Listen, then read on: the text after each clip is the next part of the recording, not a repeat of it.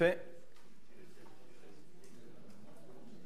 Monsieur le Président, Madame la Vice-présidente, je l'évoquais ce matin, il est vrai que sur ce sujet du RSA, notre regard doit être, à mon sens, on ne peut plus large.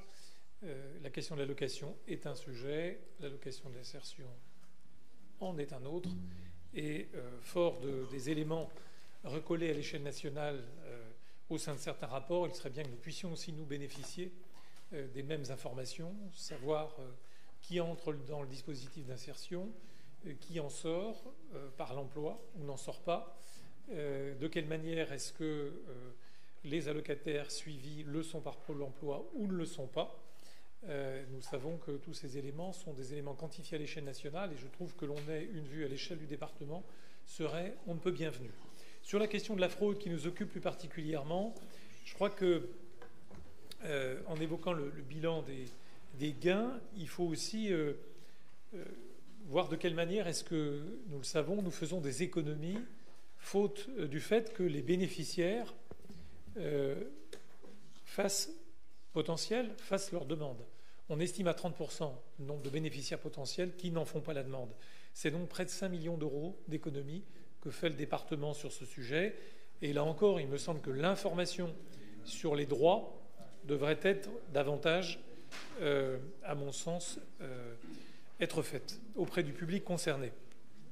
Et puis, dans ce rapport, il est aussi évoqué les gains de la lutte, notamment pour ce qui est celle qui émane des auto-entrepreneurs. Alors, c'est peut-être probablement l'occasion aussi de dire la limite de l'exercice de l'auto-entreprise, limite aussi de l'ubérisation. On sait qu'aujourd'hui, il y a 1,3 million de personnes qui sont concernées à l'échelle nationale et donc plusieurs milliers à l'échelle de l'Ain.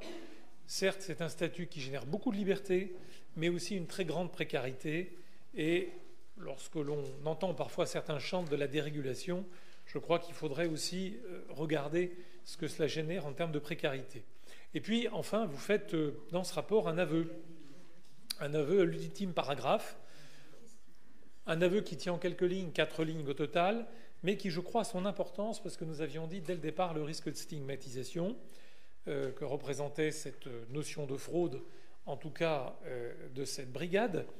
Et du coup, vous faites le choix de dénommer ou de débaptiser votre service de manière différente pour éviter, vous le dites d'ailleurs vous-même, d'inutiles violences de la part des allocataires, violences à l'égard du personnel qui n'en a pas besoin. Alors, je trouve qu'il était temps, 7 ans après, nous allons donc voter ce rapport, parce que, je l'ai dit ce matin, en aucune manière, nous n'acceptons aucune tricherie d'aucune sorte. Et ce matin, j'ai redit, peut-être à la surprise du président, mais de quelle manière est-ce que le département était à la fois victime de la fraude au RSA, mais aussi grandement victime de la fraude fiscale.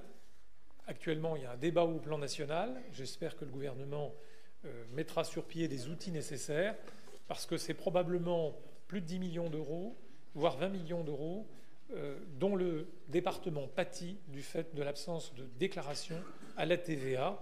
Et l'on sait de quelle manière est-ce que cette ressource est essentielle aujourd'hui pour le département. Donc je tiens à le dire, parce que si le département n'est pas concerné par cette on va dire, chasse à ce type de tricherie, il n'empêche que c'est des messages que nous pouvons aussi faire remonter dans un monde où la ressource fiscale est finie.